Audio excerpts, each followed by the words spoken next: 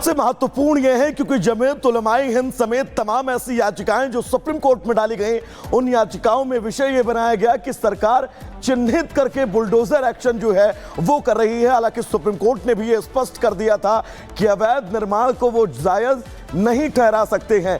ऐसे में आज क्या कुछ स्थितियां होंगी इसके लिए इंतजार करना होगा, लेकिन पूरी खबर क्या है इस रिपोर्ट के जरिए आपको बताते हैं।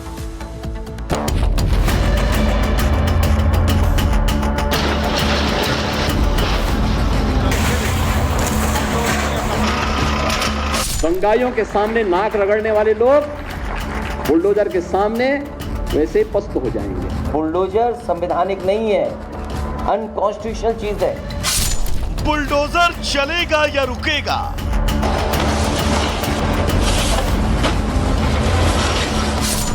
आज होगा सुप्रीम फैसला।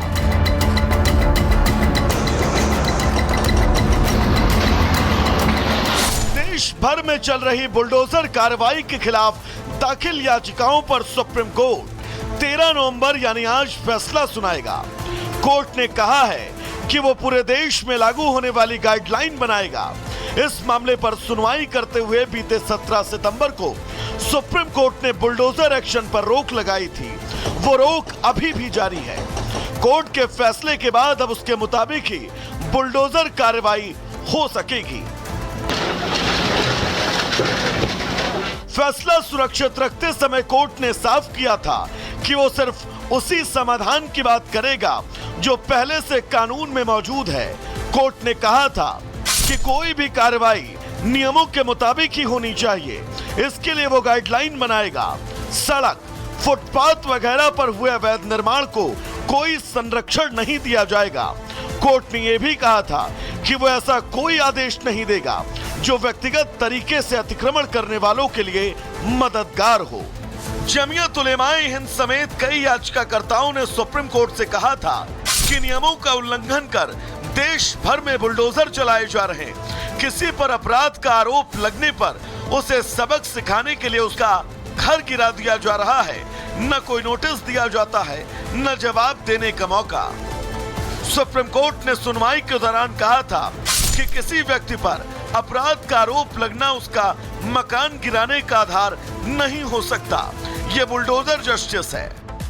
6 नवंबर को सुप्रीम कोर्ट की ही दूसरी बेंच ने बिना नोटिस मकान गिराए जाने के एक मामले में याचिकाकर्ता को 25 लाख रुपए का मुआवजा देने का आदेश दिया था। इस मामले पर सुनवाई करते हुए पूर्व सीजीआई चंद्रचूड़ ने कहा था कि आप कहते हैं वह अतिक्रमणकारी था, लेकिन आप इस तरह लोगों के घरों को कैसे ध्वस्त कर सकते हैं? किसी के घर में घुसना और बिना सूचना के उसे ध्वस्त करना यह अराजकता है।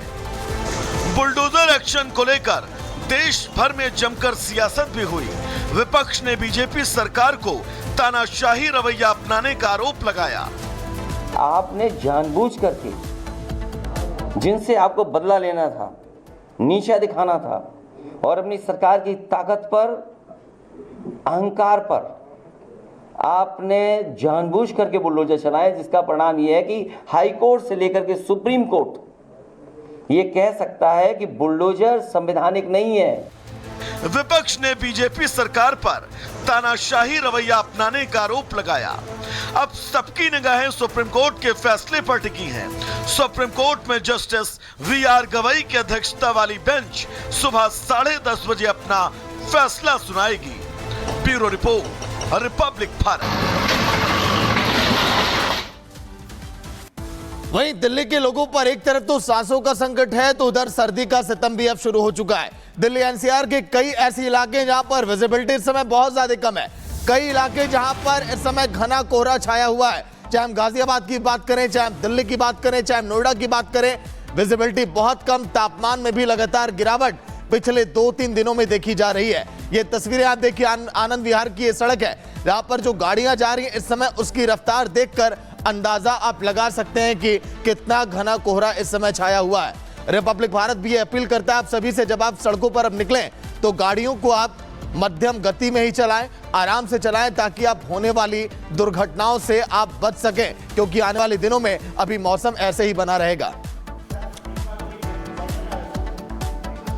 बिल्कुल सागर, उस बीच आगे बढ़ेंगे क्योंकि झारखंड में चुनावी प्रचार लगातार जारी है। आज पहले चरण की वोटिंग है, लेकिन बात अगर करें चुनावी प्रचार के बीच जब मिथुन दा पहुंचते हैं वहां पर चुनाव प्रचार के लिए, तो इस रैली में उनका कोई बटुआ मार देता है। लेकिन सबसे महत्वपूर्ण यह है कि मंच पर मौजूद नेता माइक से यह अपील करते हुए नजर आ रहे हैं कि जिसने भी मिथुन दा का पर्स लिया है वो पर्स वापस कर दे, लेकिन नीचे से कोई आवाज नहीं आती। ये तस्वीर भी हम आपको दिखा रहे हैं कि यहां पर मंच से किस तरह से अपील की जा रही है और मिथुन दा के बटुए को वापस लौटाने की मांग इन बीजेपी के नेताओं कार्यकर्ताओं के द्वारा की जा रही है। ये अहम तस्वीर हम आपको दिखा दें, और ये तस्वीर दरअसल अपने चहेते नेता को देखने के लिए किस तरह से पब्लिक जो है वो मंच पर पहुंचती है, रैलियों में पहुंचती है। लेकिन इस बीच ये तस्वीर वहीं महज अब केवल 7 दिन अब बचे महाराष्ट्र के चुनाव में। लगातार सत्ता पक्ष और विपक्ष एक दूसरे पर हावी है, लेकिन विपक्ष कई ऐसे मौके आए जब अपनी किरकिरी खुद ही कराते हुए नजर आया। बात अगर हम उद्धव ठाकरे की करें तो पिछले 2 दिनों में जो तस्वीरें सामने आई वो आप भी देखकर हैरान हो जाएंगे। रिपोर्ट आप देखिए।